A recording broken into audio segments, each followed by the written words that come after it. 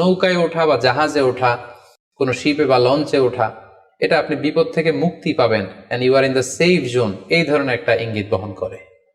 ইমাম মুহাম্মদ ইবনে সিরিনের কাছে এক লোক এসে বলল যে, ইমাম, রাআইতু কাআন্নী আহরুসু আরদান লা তুমবিত। হে ইমাম, আমি স্বপ্নে দেখেছি যে আমি একটি শস্য ক্ষেত্র চাষ করছি কিন্তু কোনো ফসল হচ্ছে না, এটার মানে কি? তিনি ব্যাখ্যা করে দিলেন, আনতা তা'জিলু আন ইমরাতিক, অচিরেই হয়তো তোমার স্ত্রীর সাথে তোমার সেপারেশন হয়ে যেতে পারে।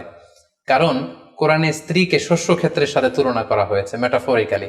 সূরা বাকারার 223 নম্বর আয়াতে আল্লাহ বলছেন, নিসাউকুম হারসুল লাকুম ফাআতু হারসাকুম আন্না শি'তুম।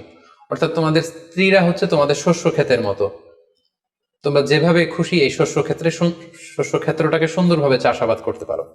তাহলে শস্য ক্ষেতের সাথে বা ক্রপ ল্যান্ডসের সাথে আপনার স্ত্রীর সাথে সম্পর্ক হওয়া বা সেপারেশন হওয়া, এইভাবে ইঙ্গিত নেওয়া যেতে পারে।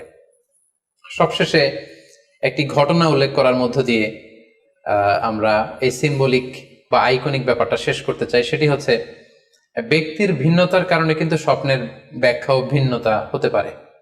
ব্যক্তি ভিন্নতার কারণে স্বপ্নের ব্যাখ্যাও ভিন্ন হবে। একই স্বপ্ন দুইজন লোক দেখলো, দুইজনের স্বপ্নের ব্যাখ্যা কিন্তু দুরকম হতে পারে। সেক্ষেত্রে আমরা মুহাম্মদ ইবনে সিরিনের একটা ঘটনা উল্লেখ করতে পারি। মুহাম্মদ ইবনে সিরিনের কাছে এক লোক এসে বলল যে, আমি স্বপ্নে দেখেছি আমি আজান দিচ্ছি, এটার ব্যাখ্যা কি?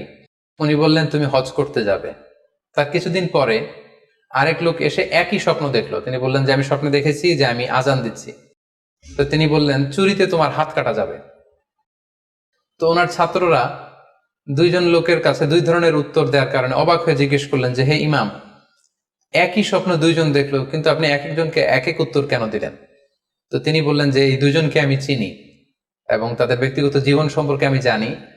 সো তাদের জীবন আচরণ, তাদের ব্যক্তিত্বের কারণে আমি দুই ধরনের ব্যাখ্যা করেছি। প্রথম জনের ব্যাখ্যা করেছি আমি সূরা হজের আলোকে, কারণ সূরা হজে আল্লাহ ইব্রাহিম আলাইহিস সালামকে বলেছেন, ওয়াযিন ফিন্নাসি বিল হজ, তুমি মানুষের মাঝে হজের জন্য আজান দাও, ঘোষণা দাও। সো সেই লোকটি আজান দিয়েছে, তার মানে আশা করা যায় সে হজে যাবে। আর দ্বিতীয় লোকটির স্বপ্নের ব্যাখ্যা আমি করেছি সূরা ইউসুফের আলোকে।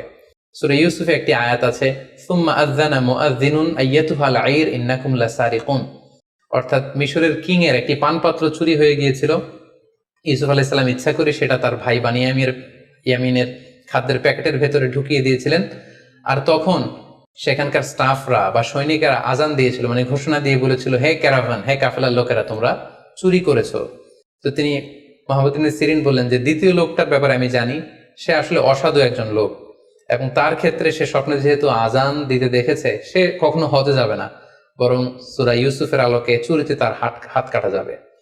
তো এভাবে আমরা কোরআন সুন্নাহর আলোকে বা স্কলারদের যে অভিব্যক্তি, সেগুলোর আলোকে স্বপ্নের মধ্যে থেকে যেগুলো সিম্বলিক, আইকনিক, যেগুলো ইঙ্গিতবহ, এগুলোর ব্যাখ্যা আমরা এভাবে করতে পারি। সম্মানিত শুধু এই ছিল স্বপ্ন নিয়ে আমাদের আজকের আলোচনা। আমরা এই আলোচনা থেকে বুঝতে পারলাম যে স্বপ্ন তিন ধরনের হতে পারে। কোনোটা আল্লাহ দেখান দিক নির্দেশনার জন্য বা সুসংবাদ স্বরূপ, কোনোটা শয়তানের পক্ষ থেকে ভয় দেখানোর জন্য, আর কোনোটা হচ্ছে আমাদের চিন্তা ভাবনার প্রতিচ্ছবি। আর স্বপ্ন যতটা সম্ভব অন্যের কাছে না শেয়ার করতে পারলেই ভালো। বিশেষ করে যদি আপনি ভয়ঙ্কর দুঃস্বপ্ন দেখে থাকেন, সেক্ষেত্রে এমন লোকের কাছে আপনি শেয়ার করুন যে আপনাকে পছন্দ করে, যার কোরআন সুন্নাহর জ্ঞান আছে, যার মধ্যে এলেম আছে, আমল আছে। আর আপনাদের কারো কাছে যদি আপনাদের ফ্রেন্ডস অ্যান্ড ফ্যামিলির কেউ বা আশেপাশের কেউ এসে যদি হুট করে তার স্বপ্নের কথা বলে দেয়, আপনি হুট করে তার ইন্টারপ্রিটেশন বা ব্যাখ্যা করতে যাবেন না। আপনি বেটার হয় যে আপনি চুপ থাকবেন, অথবা আপনি যদি ব্যাখ্যা করতে চান তাহলে ভালো ব্যাখ্যা করবেন। আল্লাহ তাআলা আমাদের সবাইকে কথাগুলো বুঝার ও আমল করার তৌফিক দান করুক।